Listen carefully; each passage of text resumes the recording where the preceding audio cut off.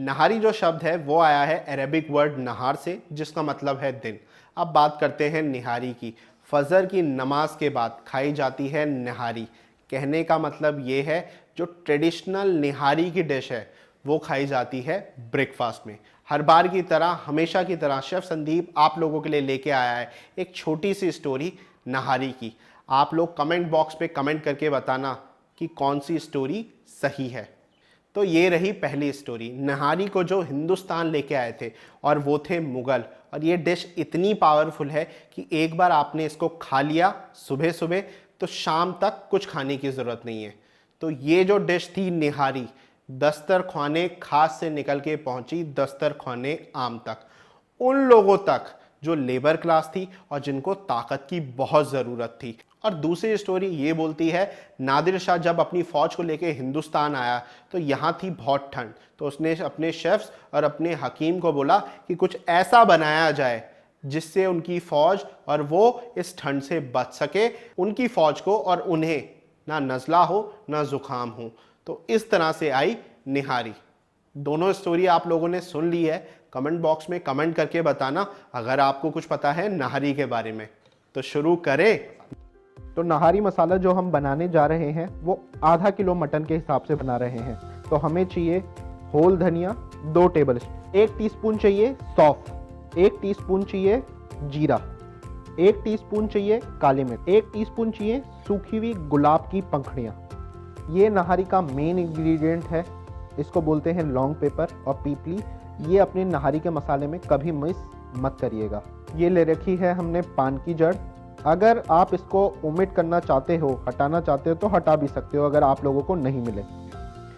3 से 4 चाहिए तेज पत्ता, 1 बड़ी इलायची, 2 से 3 जावित्री, 7 से 8 लौंग, ये है जायफल का टुकड़ा, 1 स्टार एनिस, 2 सिनेमन स्टिक दालचीनी और 4 से 5 छोटी इलायची। और इन सबको हम पीस लेंगे।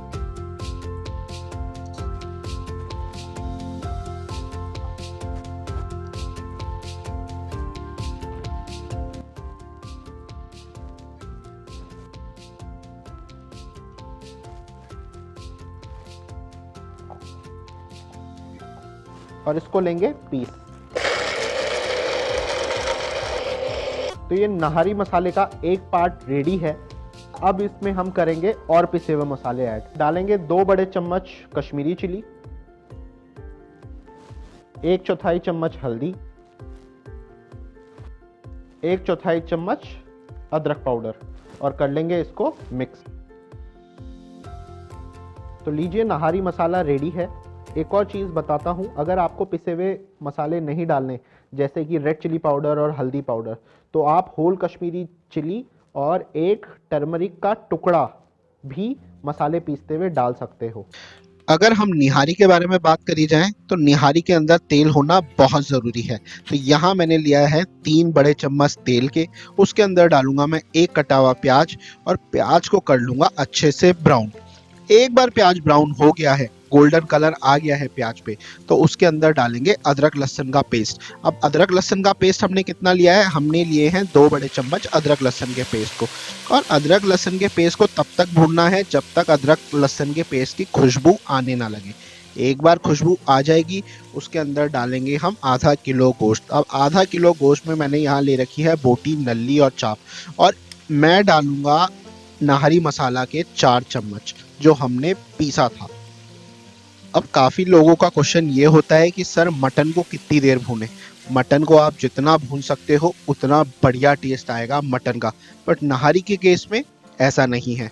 नहारी के केस में मेहनत थोड़ी कम लगती है। साथ ही साथ मैं डालूंगा आधा कटा हुआ टमाटर। अब आप बोलोगे कि नहारी के अंदर ना प्याज जाता है ना टमाटर जाता है। नहारी की बहुत सारी रेसिपी है, आप थोड़ा सा टमाटर डाल के देखिएगा, जो एक उमामी फ्लेवर होता है, जो टेस्ट निकालता है, वो आपकी नहारी के अंदर आ जाएगा। दूसरा तरीका है जिससे हमें पता लगेगा कि हमारा मटन भुन चुका है। आप प्याज और टमाटर को देखेंगे, अगर वो गल जाएंगे तो मतलब अब मटन रेडी है पानी डालने के लिए। तो यहाँ पर मैं डालूंगा पानी। आधा किलो मटन के लिए हमें कम से कम चाहिए 1.5 लीटर पानी। और अब मटन को धीमी आंच पे पकाना है, कम से कम लगभग 2 घंटे। नहारी का जो मीट होता है वो एकदम सॉफ्ट होता है। अगर आप नहारी को खाओगे तो देखोगे रेशा रेशा एकदम अलग है। तो आप देख रहे हो कितनी धीमी आंच में मैं पका रहा हूँ। दूसरा तरीका है, आप नहारी अगर बनाओ तो आप कुकर पे सीटी भी लगा सकते हो।